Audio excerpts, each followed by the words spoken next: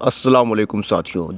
बिहार के अंदर इसी साल विधानसभा का चुनाव होना है और असदुद्दीन ओवैसी की एमआईएम पार्टी यहाँ पर चुनाव लड़ेगी।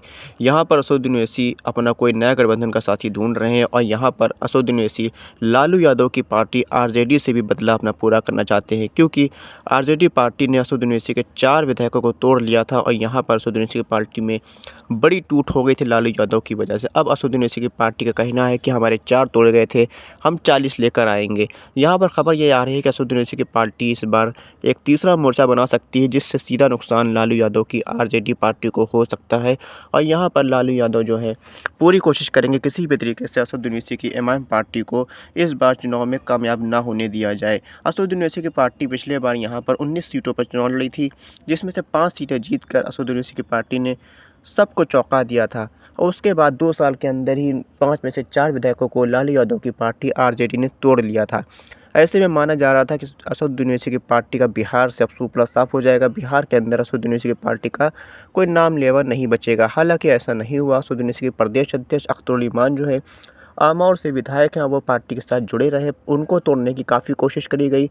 उनको टिकट का भी ऑफ़र दिया गया लोकसभा के चुनाव में कांग्रेस पार्टी की तरफ से, जिसका दावा अख्तरुल इमान साहब ने खुद अपने बयान के अंदर किया था। और अब आरजेडी की तरफ से भी उनको तोड़ने की कोशिश करी जा रही है। उनको तरह-तरह के ऑफ़र दिए जा रहे हैं और अख्तरुल इमान को भी आरजेडी में शामिल होने के लिए तमाम तरीके की कोशिशें करी जा रही हैं। लेकिन अख्तरुल इमान साहब जो हैं, उनका कहना है कि मैं असदुद्दीन ओवैसी का सिपाही हूँ, एमआईएम पार्टी का सिपाही हूँ। एमआईएम पार्टी को छोड़कर मैं कहीं नहीं जाने वाला। एमआईएम पार्टी ही हमारी पार्टी है। एमआईएम पार्टी ही जब से आई तब से सीमांचल के मुद्दों पर आवाज़ उठ रही है। असदुद्दीन ओवैसी की पार्टी ने ऐलान किया है कि यहाँ पर पिछले बार से 2 गुने उम्मीदवार इस बार बिहार विधानसभा चुनाव में उनकी पार्टी उतारने जा रही है। अगर पिछले बार की बात करें तो पिछले बार 19 सीटों पर प्रत्याशी उतरे थे। इस बार दोगुने की बात करें, दोगुने 40 से 50 सीटों पर असदुद्दीन ओवैसी की पार्टी प्रत्याशी अपने उतार सकती है। और यहाँ पर असदुद्दीन ओवैसी की पार्टी सीधा नुकसान जो करेगी वो लालू यादव की पार्टी को करेगी। हालांकि असदुद्दीन ओवैसी ऐसा नहीं चाहते थे, लेकिन लालू यादव ने ही पहल करी और असदुद्दीन ओवैसी की पार्टी को तोड़कर असदुद्दीन ओवैसी से दुश्मनी मोल ले ली। अब असदुद्दीन ओवैसी की पार्टी पूरी कोशिश करेगी किसी भी तरीके से लालू यादव को सत्ता में आने नहीं देना है। लालू यादव को किसी भी तरीके से उनका बदला पूरा करना है। लालू यादव के जो बेटे तेजस्वी यादव हैं, अगर वो आगे मुख्यमंत्री बनना चाहते हैं तो उनको असदुद्दीन ओवैसी की पार्टी के साथ गठबंधन करना होगा। अगर वो असदुद्दीन ओवैसी की पार्टी से गठबंधन नहीं करते हैं, इस स्थिति में वो दोबारा मुख्यमंत्री या उप मुख्यमंत्री नहीं बन पाएंगे। उनकी पार्टी सत्ता में नहीं आ पाएगी। पिछले बार भी 4-5 सीटों से लालू यादव की पार्टी पीछे रह गई थी सरकार बनाने से। इसका जिम्मेदार लोग असदुद्दीन ओवैसी की एमआईएम पार्टी को मान रहे थे। हालांकि असदुद्दीन ओवैसी की पार्टी के प्रत्याशियों ने इतना वोट नहीं काटा था, जिस वजह से लालू यादव की पार्टी की सरकार बन जाती। लेकिन असदुद्दीन ओवैसी की पार्टी पर हमेशा इल्ज़ाम लगता आया है, जो इल्ज़ाम बिहार चुनाव में भी लगा था। दिल्ली के अंदर असदुद्दीन ओवैसी ने सिर्फ 2 सीटों पर प्रत्याशी उतारे थे, लेकिन भाजपा की सरकार बनने का जो ठीकरा था वो असदुद्दीन ओवैसी के ऊपर फोड़ा गया, जिसका कोई भी तुक नहीं बनता है। अब बिहार के अंदर चुनाव होना है। असदुद्दीन ओवैसी के ताल्लुक से खबर ये है कि वो ईद के चौथे दिन बिहार के पटना में आने वाले हैं। यहाँ पर कुछ बड़ा खेला करने वाले हैं, कुछ बड़े लोग एमआईएम पार्टी में शामिल होने वाले हैं। ऐसी भी खबर आ रही है कि कई पूर्व विधायक भी एमआईएम पार्टी के संपर्क में है, वो एमआईएम पार्टी को ज्वाइन कर सकते हैं।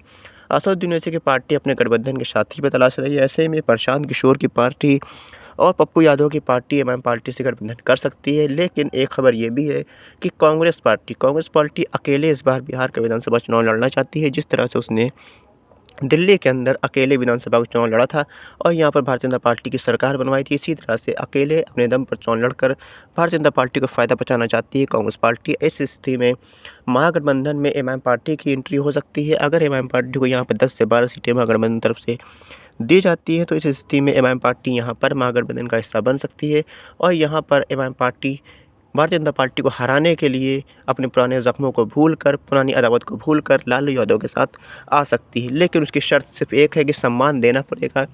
सम्मान के बिना कुछ नहीं होगा। जहाँ कुर्सी लालू यादव की लगेगी, वहीं कुर्सी अख्तरुल इमान की लगेगी। अख्तरुल इमान उनसे मिलने के लिए जाएंगे तो अपने जूते नहीं उतारेंगे, अपनी चप्पल नहीं उतारेंगे। बराबर का सम्मान मिलेगा। उस वक्त एमआईएम पार्टी उनसे गठबंधन करेगी। साथ ही साथ सीमांचल के लिए जो वायदे किए हैं असदुद्दीन ओवैसी ने, सीमांचल को स्पेशल स्टेटस दिलाने की बात हो या सीमांचल के पुल पुलिया के विकास की बात हो, एएमयू की बात हो, एएमयू सेंटर की बात हो, ये सब मुद्दों को मानना पड़ेगा। इन सब मुद्दों पर सहमति जतानी पड़ेगी। इन सब मुद्दों के लिए फ़ंड देना पड़ेगा। उस स्थिति में एमआईएम पार्टी आरजेडी से गठबंधन कर सकती है अपनी पुरानी अदावत को भुलाकर।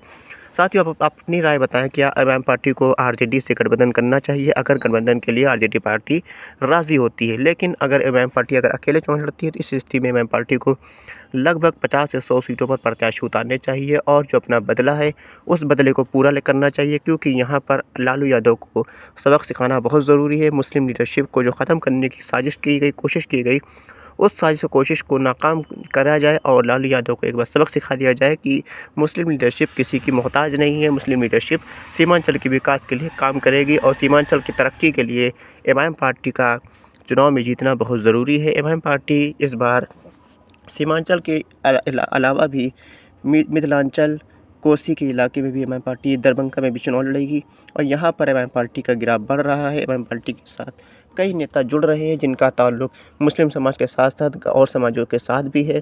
अब देखने वाली बात क्यों होगी, क्या एमआईएम पार्टी इस बार कितने प्रत्याशी उतारती है, उनमें से कितने प्रत्याशी एमआईएम पार्टी के सिंबल पर चुनाव जीतकर विधायक बनते हैं। विधायक बनने के बाद ये चीज़ ध्यान देनी होगी कि एमआईएम पार्टी के साथ वो विधायक जुड़े रहे, क्योंकि पिछले बार जिनको टिकट दिया गया था उनमें से 4 लोगों ने एमआईएम पार्टी को छोड़ दिया।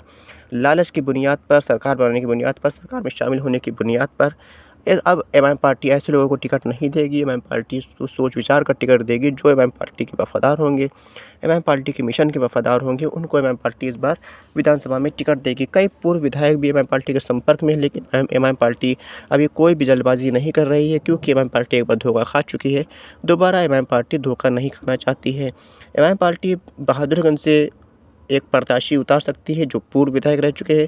आप अपनी राय कमेंट बॉक्स में हमको ज़रूर दें। एमआईएम पार्टी को कितनी सीटों पर प्रत्याशी उतारनी चाहिए। खुदा हाफिज़।